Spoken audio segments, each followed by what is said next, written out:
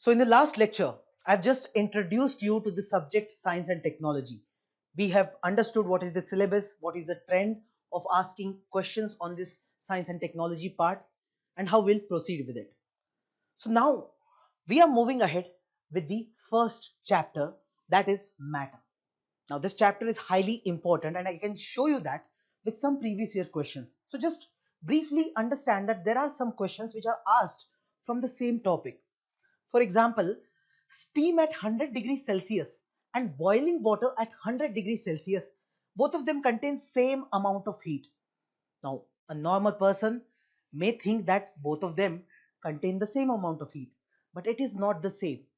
And you will understand that when you study matter, states of matter, and how the state of matter changes.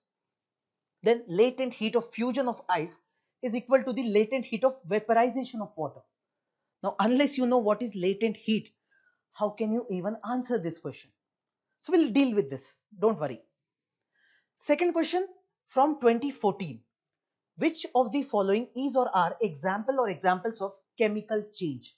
They have given you three options and they are asking whether it's a chemical change or not.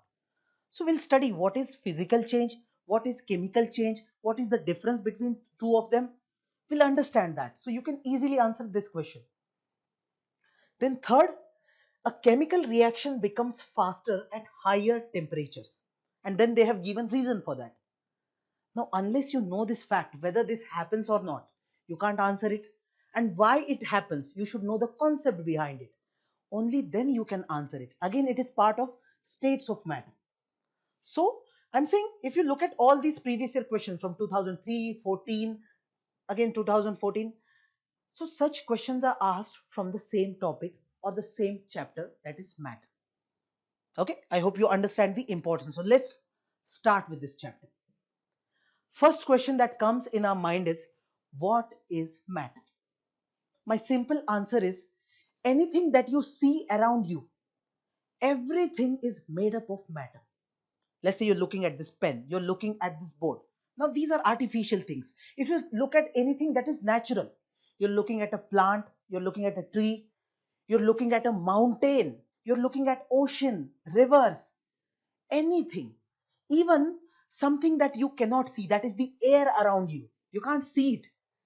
But when you talk about everything around you, I'm saying everything is made up of matter. That's why many a times we use this term that this world is a material world. Okay, it's made up of matter. Now, first question that might come up in our mind is, what is this exactly matter? I'm saying everything is made up of matter. Then what is matter if I have to define it? So I can simply say anything that has two things. One is mass and other one is space. If anything that has these two things, then we can call it matter. So let's take example of a mountain. So that mountain requires some space. It takes lot of space. If you look at a river, it also takes some space. Even this pen is taking this much of space. So space is required.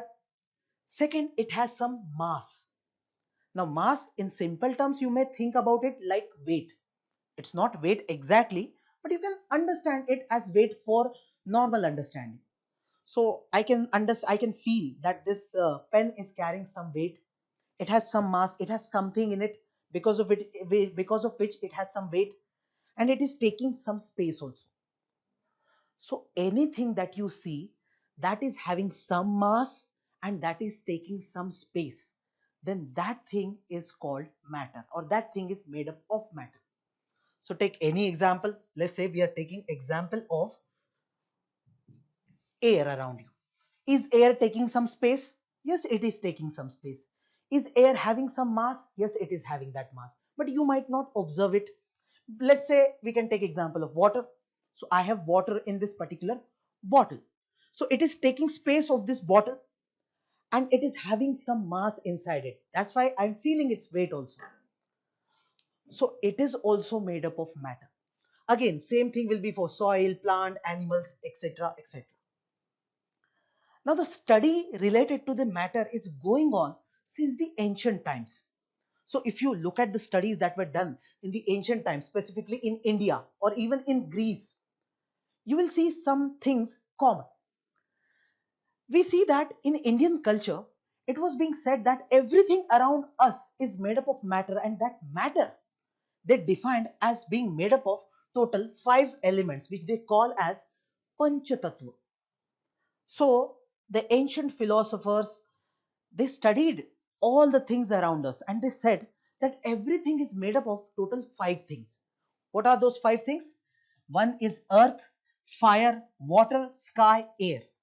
Now what do they mean by that? Say, when they said few of the things around us are made up of earth, that means they are looking at the solid part of it. Then they said some of the things are made up of fire. If you look at sun, we are getting heat energy from the sun. So there is fire element in it. Now if you look at oceans, rivers, etc., they are made up of water element. Then if you look at the air around us, or whatever carbon dioxide we are leaving or we are taking up oxygen, all that is air element. And there is sky element or ether element we call. So if you look at the entire universe, the entire space around us, that they call sky element.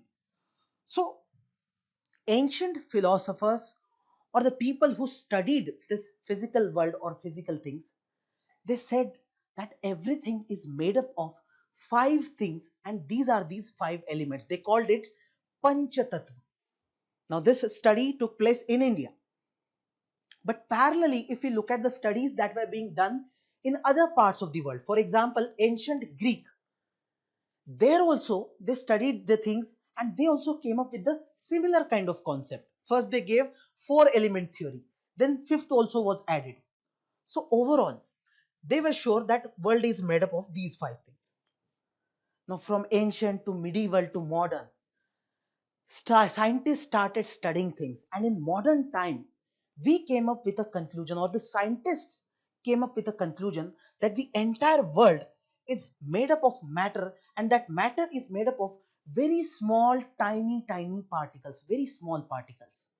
They named these particles as atoms, molecules and ions. So just to understand briefly, right now, scientists are saying the entire world, whatever we see and observe, everything is made up of matter. And that matter is made up of very small, very tiny particles. For example, there is atom, there is molecule, there is ion. We'll understand what is atom, what is molecule in detail in later chapters. But right now, just understand these, these tiny particles which are making up your matter. First of all, they are very small.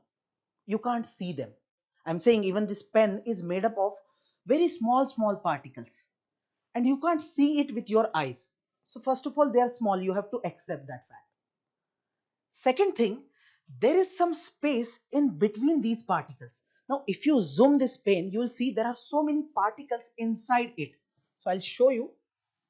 You can understand, you take anything. Let's say we have taken this pen, we have zoomed out, there are so many particles inside it. Okay, and there will be some space that is there between two different particles. So there are 3 4 5 6 particles over here, or even you can see this image, there is some space in between. You can observe that. So first thing is clear, they are very small but there is space between them. And how you can understand that? If you take some water, if you add some salt in it or sugar in it, and if you stir it well, after some time you don't see sugar, you don't see salt. So that salt has got dissolved in that water. So what exactly happened? This water is also made up of small particles. So there were so many particles and there was some space in between. Now when you added salt or sugar, the particles of that salt got into these spaces. All these spaces are here. So they got into that space. Okay. So there is space. This is clear. Third thing is, these particles which are very small, they are already continuously in a motion. That means it's not like the particles that are there inside this particular matter. There are so many particles, they are continuously moving from one place to the other. So one will collide with other one will collide with the other. They're continuously moving. They don't like to sit at one place. This is what we call as the kinetic energy part. So they have some energy which we call as kinetic energy. Because of that energy, they are continuously moving. If they did not have any of this energy, they would not have moved. But they have this energy, they are moving. You can understand this by this example of perfume. Let's say I have this entire room and suddenly I take a perfume and I spray it. As soon as I spray this perfume, the person sitting at the corner of this room, he or she will understand that there is some kind of smell I am getting of this perfume. How this happened? There is air, there are so many particles over here. Now when I sprayed this perfume, the particles from this perfume, they started spreading. They started moving. They have kinetic energy, they started moving. And by moving, they reached to that person who was sitting at the corner. So one thing is clear, that these particles are continuously moving. They are always in motion. And fourth property of these tiny particles is they attract each other. Now this is very interesting. So you can see over here that there are so many particles. I am saying these particles are attracting each other. Now that attraction could be strong, that attraction could be very weak also. So if you see, normally we look at objects as solid, liquid or gas. Let's say this pen is in the solid form. If you take water, it is liquid. So when you compare these two things, when you compare the tiny particles which are there inside them. So I have taken something like this pen, okay, and I have taken some water also. So just imagine the particles that are inside this pen and the particles that are there inside water. Okay.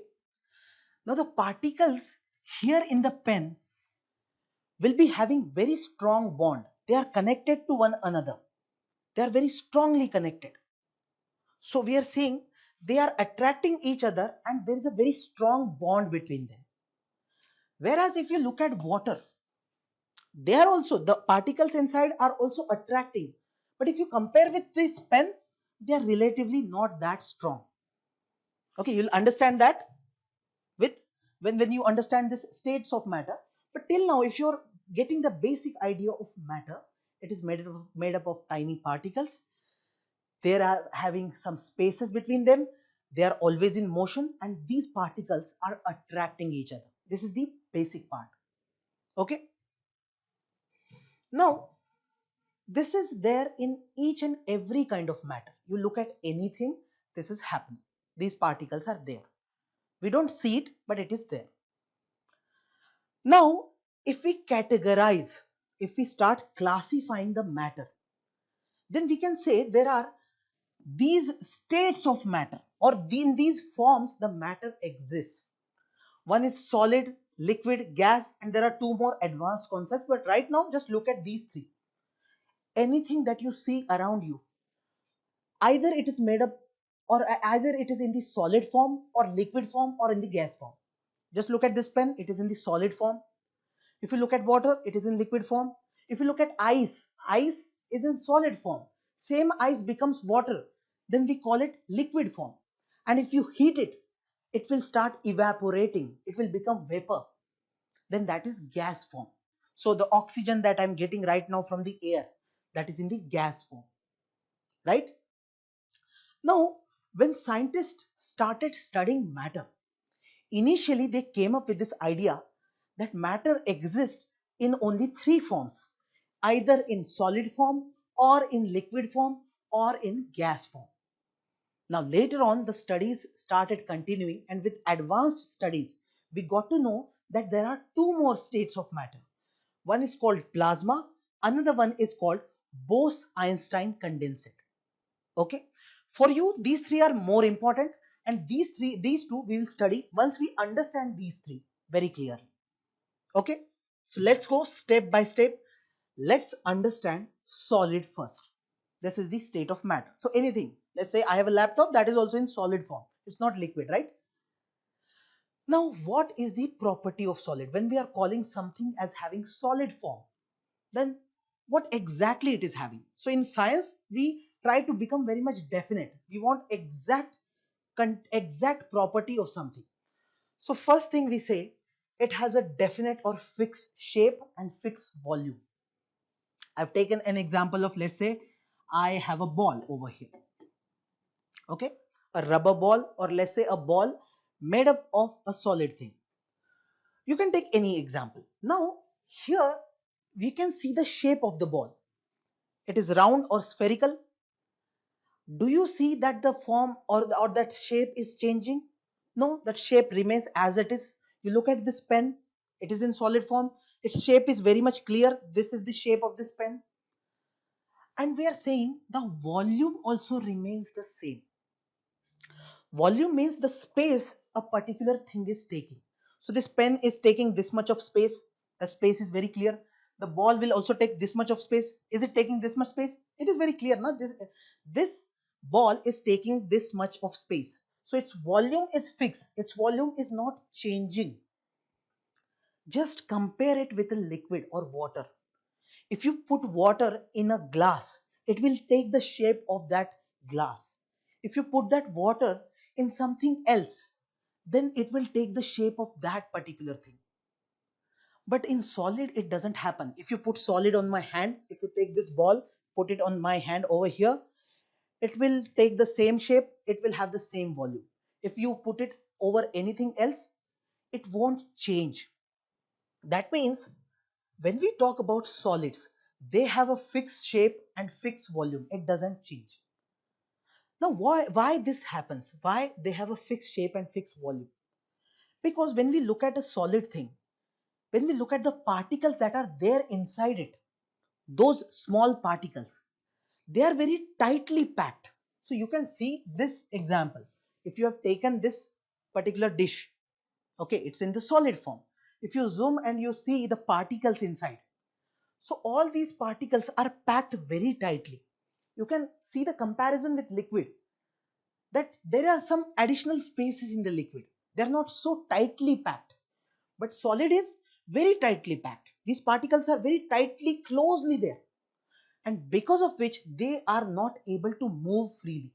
See, initially I said all these particles are continuously moving, but what you did in the solid thing, they are kept in a compressed form in such a way that they are not able to move so freely. They are still moving, but they are moving very slowly. They can't move very fast. Okay, now there is a strong intermolecular force inside solids. Intermolecular, you don't need to understand these terms. You can understand the concept that these particles which you see inside solid, all these particles are there. We said that there will be some attraction between these particles. Here we are saying that attraction is very, very strong. This attraction is very strong, and then we are saying that they are very much connected, very much packed. Okay, because there is strong attraction. This is what we call as intermolecular force. Then because they are so much packed, we can't compress. See, let's say I have water, I can compress it. I have some gas, I can compress, but I have something in solid form, I can't compress it. So let's say this pen, even if I put lot of pressure, will it get into this size of very small? See, you can understand compression. If you put pressure on something, let's say there are 10 people standing over here in this room. If you put pressure on them, they will come closer, they will come closer, they'll take lesser space. Similarly, if you do with the solid, if I'm pressing it, it will not reduce its size. Why? Because the particles are very tightly packed. That's why compression will not take place. So there will be low compressibility. Okay. Then solids diffuse very slowly. What is diffusion? Well, simply spreading from one place to the other place.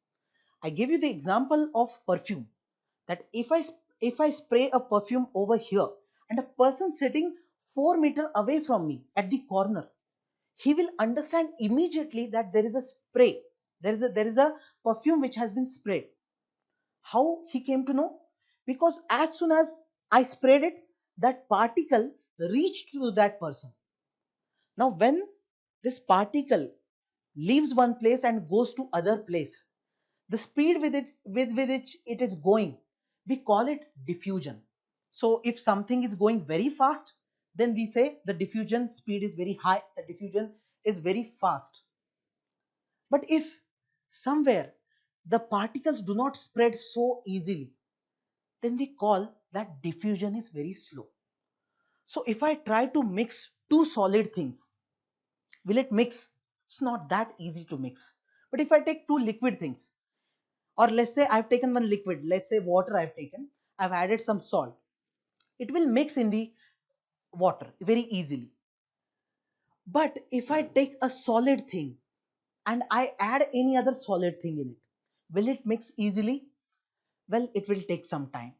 That means diffusion is very, very slow when it comes to solid things. Okay. Now compare this with the gas. You can understand it easily. We said the perfume is getting spreaded very easily. Diffusion is very high in the gas, but it is very low in the solids. Why? Because the kinetic energy that these particles are having, it is relatively low when it comes to solids, and it is very high in the gas. They are having kinetic energy because of which they are moving. The particles are continuously moving. In the gas particles, they have more energy. That's why they spread very easily. They reach to the person very easily, very quickly. In the solids, they have low energy. They don't have that much energy. So they can't move very quickly. So they remain at their place or they don't diffuse easily. Clear? So with this, I can say this is how solid looks, or these are the properties of solid. Okay, they're having definite shape, they are tightly packed, their intermolecular force is strong, they can't be compressed, they have slow diffusion. And take any example of any solid. You take any metal, any stone, any wood, any ice, anything. Okay. Now, this you have understood only solid. Now we have to study liquid and then we have to study gas. Now, what do we mean by liquid? So liquid is anything that has no fixed shape but it has fixed volume. Compare this with solid part. In solid, what we said, that its shape is same, it doesn't change. We took the example of pen. The shape of the pen will not change if you put anywhere.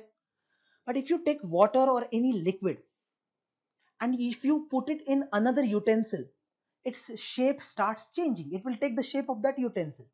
Okay, right now I have water in this bottle. It has taken the shape of this bottle. If I put it in a glass, it will take the shape of that glass. So the liquid will not have a fixed shape. Its shape will change. But what about the volume or the space it is taking? It remains the same. See, solid was taking some space. Say this much was space it is taking. Let's say there is a solid which is taking space of, let's say, 1 meter, or let's say any area which you can think. I'll give you the example. Let's say we have something which is taking this much of space. Okay, it is in the solid form. Okay, you put it anywhere, its volume will remain the same. If we have taken something that is in the liquid form, let's say this is the water we have taken, you put water anywhere, the size, the space it will require, that will be the same. Its shape might change, but space, it will require the same amount of space. It will not take more space. If you have put it in another thing, it will not take a lot of space as such. The similar space which was required over here, same will be required. So one thing is clear, they have fixed volume, but they do not have fixed shape as such. Now, why this happens? Because the particles are loosely packed. Again, we talked about solid, the particles are very much tightly packed. In the liquid, they are loosely packed. So they will keep on moving. They'll keep on moving. That's the reason we see a liquid, any water as such, it will flow. Why? Because the particles are moving freely, relatively. If you compare with solid, they are moving more freely. And if you take gas, they are moving way more freely. So right now, just look at liquid part. The particles, they are loosely packed, so they can move relatively freely. And they have moderate intermolecular force. In the solid, what we said, the force or the attraction between these particles is very strong. In case of liquid, the attraction is relatively lesser. That's why we say the intermolecular force is relatively moderate. It's not strong, it's not weak, it's moderate. Okay? And it can diffuse easily. Diffuse means mixing with other things. So if you take any liquid, if you add any other liquid in that, it will mix up. It will mix up. It will not be like a solid thing that doesn't mix very easily. But it will not mix like gas also. Gas mixes very easily. Liquid will take relatively lesser time, we are saying. And why this is happening? Because the kinetic energy, again, these particles are having energy to move, right? And here in the solid, they had relatively less energy. In liquid, they have more energy. In gas, they will have way more energy. So diffusion, here it will be less diffusion, it will be more, and it will be highest in case of gas. Okay. Now think about compressing a liquid. Solid, we said it is not easy to compress solid. But if you're trying to compress liquid, is it possible? Yes, it is possible. But it is not possible in the way we can do it with the gas. So liquids are compressible, but little bit. You can't compress it a lot. Okay. So examples, you all know examples. We have taken the example of water. You can take example of milk, oil, juice, anything. All this can be called liquid because all of them are having these particular properties. Clear? We understood solid, we understood liquid. Now, again compare it with the third thing, that is gas. Now, gas, although we do not see it with our naked eyes, but at least we can observe some properties of gas. Solid had fixed shape. Liquid did not have fixed shape. It was taking the shape of anything wherever you put it. Gas also does not have a fixed shape, just like liquid, right? You can put gas anywhere you want to. So let's say in this bottle, I have put some gas. I can put the same gas in the room. I can put it in any other utensil and gas will take that place, overall place. So that means exactly like liquid, it doesn't have any fixed shape as such. Clear? Second thing, it doesn't have a fixed volume also. Now this is very interesting. In case of solid, what we said, anything that is solid will take the same space you put it anywhere. That means volume was fixed. In case of liquid, we said that volume remains the same. Shape changes. If you put water anywhere, the shape will change, but volume will remain the same. The amount of space it requires will remain the same in case of liquid. But gas is very interesting. It will take the volume of the particular thing wherever you have put it. Let's say I have a balloon. Okay, so this is the balloon. So balloon is taking this much of volume only, right? And there is a gas which is there in this balloon, a specific gas which smells very badly. I have this balloon made up of that, which is having that gas which is smelling very badly. Now if I open it up, if I let the gas inside this balloon spread in this room, it will take the entire volume of this room. So right now the volume is very small now, over here, only of this balloon size. But now this gas will take the size or the volume of entire space that is available, of entire room. This shows that gas is very interesting, that its volume is not fixed. Wherever you put it, it will take the volume of that entire space. Clear? Now, moving ahead. These particles of gas, they are freely moving. We all know this now. Why this gas is taking the volume of the space available? Because the particles that are there inside gas, first of all, they have very high kinetic energy. They can diffuse very easily. Their energy is very strong. They can move very quickly, and that's the reason they are in a position to move. And here we are saying that the particles of gas, if you see, if you compare with solid, liquid, and then you look at the gas, then the space between the gas particles, there is immense space available. And because the space is available, they have energy also, so they will move. So they will move quickly, and they will move and they will expand. So their volume will not remain the same. They will keep on expanding. You put it anywhere, they'll take that space. Okay. And here we are saying the intermolecular force or the attraction between the particles, it is very weak. In solid it was strong, it was relatively stronger, and here it is very, very weak.